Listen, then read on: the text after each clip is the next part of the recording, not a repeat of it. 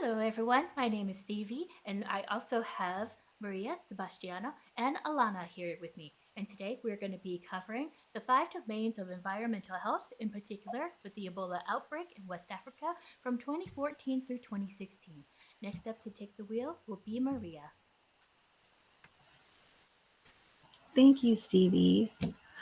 The terror which swept over the countries of Guinea, Liberia, and Sierra Leone and the surrounding areas affected approximately 28,000 people and claimed the lives of more than 11,000. Ebola, a perilous infection virus, which caused dreadful symptoms in various stages, including fever, severe headache, muscle pain, weakness, and sore throat. Later stages of the virus, including vomiting, diarrhea, abdominal pain, rash, impaired kidney function. Among these are the most disturbing symptoms of bleeding and bruising from the mouth and other areas of the body. The origins of the Ebola virus are believed to derive from certain animals and other creatures, such as bats, antelopes, and monkeys and apes. The virus is transferred to humans through contact with infected animals. In humans, the virus is spread through direct contact with blood and bodily fluids. This was especially increased by the handling of those whom died from the virus, as family members and community members prepared their corpses for burial. And we'll give it over to Stevie. All right, and I'll be covering the social and cultural determinants. So let me go ahead and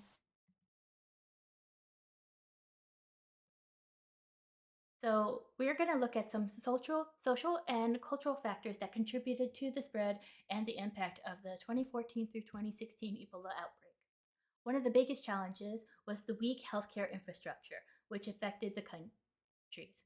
Many areas lacked well-equipped treatment centers, there were shortages of medical supplies, and there were simply weren't enough trained healthcare workers to handle the crisis. As cases surged, existing hospitals quickly became overwhelmed, and in some places, healthcare workers themselves became infected, further straining the system. There were also major gaps in disease surveillance and mapping. In rural areas, poor and or non-existent villages numbering numbering systems made it difficult to track where patients came from or to locate their contacts. Bad road conditions and limited transportation slowed down the delivery of medical supplies and delayed the movement of healthcare teams. Another major social factor was public distrust and stigma. Many people did not believe Ebola was real.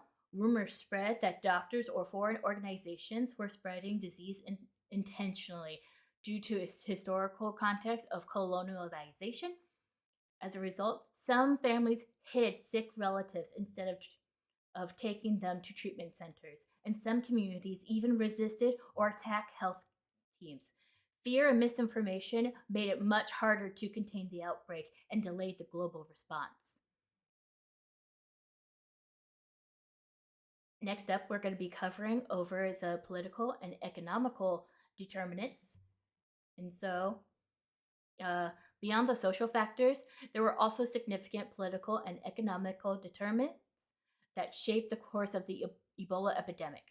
In all three affected countries, Guinea, Liberia, and Sierra Leone, the outbreak occurred in the aftermath of years of political instability and civil conflict.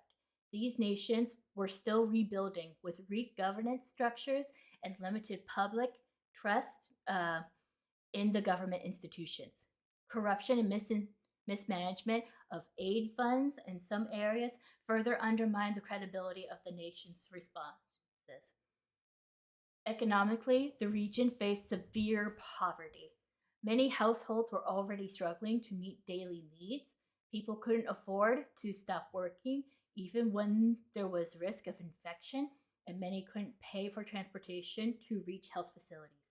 This meant that people often stayed in their villages, spreading the virus unknowingly to family and neighbors. Overall, the combination of fragile government, limited resources, and widespread poverty made it extremely difficult to coordinate an effective response.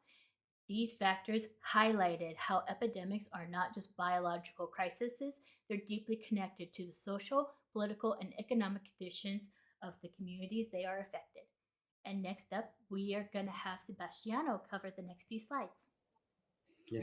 Hello. So I will be covering environmental conditions that favor the outcome, the Ebola outbreak. As we know, the Ebola outbreak began in West Africa in December 2013, and it continued to Guinea, Sierra Leone, and Liberia. Ebola is a viral disease that spreads from animals to humans, and a lot of environmental conditions that helped the outbreak were deforestation and forest fragmentation, and increasing human contact with bad habitats, raising spillover risk where people live near disrupted forest edges, climate and physical conditions affecting the virus persistence. Temperature, humidity, fluids, and surfaces can influence how long Ebola virus remains viable in the environment and the materials. Also, limited water, sanitation, and hygiene infrastructure amplify the environmental exposure. Also, some ways that you can come up or in contact with Ebola was or are contact with bodily fluids of infected animals and humans, consumption of bushmeat, so eating wild animals infected with the virus, caring for infected patients without proper protection, and preparing the bodies of the deceased individuals for burial. Now, here is a map of the Ebola outbreaks in West Africa, and I will be explaining a little bit of how to read it. So, as you can see, first of all, the stars right in the middle, or in the map actually, just show the outbreak locations. In the right hand side, it shows a timeline in years of the outbreaks that were recorded. So, let's take, for example, all the way to the left, that pink under Guinea, you can see that it shows the country, also the type of Ebola. So it was the Ser Ebola virus, and it was transmitted mainly by bats, and it had a 54% mortality rate.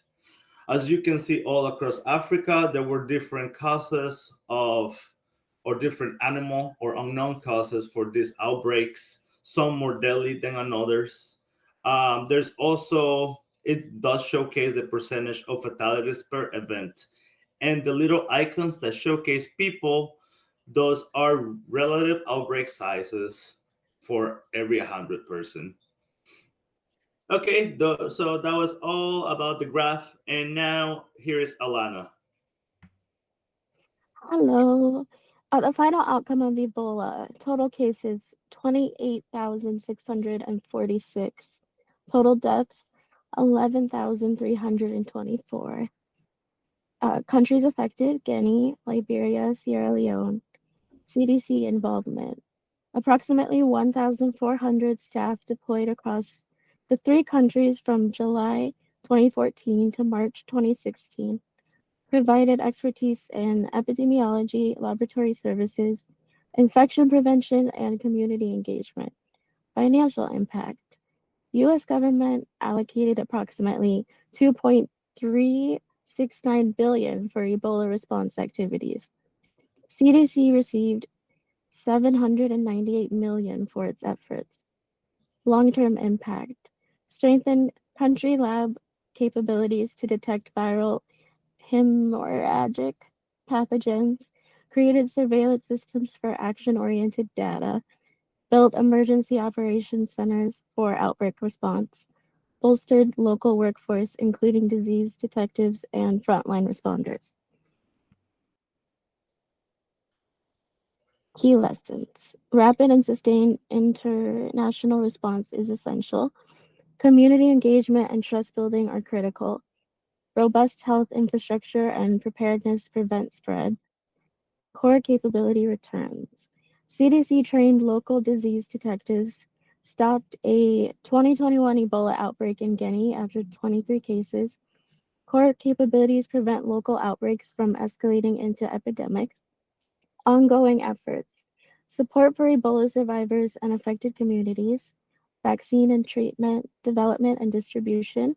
Strengthening health systems in at risk countries. investment in genomic sequencing, molecular detection, and wastewater surveillance. Thank you all for being part of watching our presentation, and these is page 1 of our references. This here is page 2 of our references. I'll be sure to include a PDF of a more easy to read reference page. Otherwise, thank you all so much, and you have a wonderful day. Thank you. Thank you, Thank everyone. you.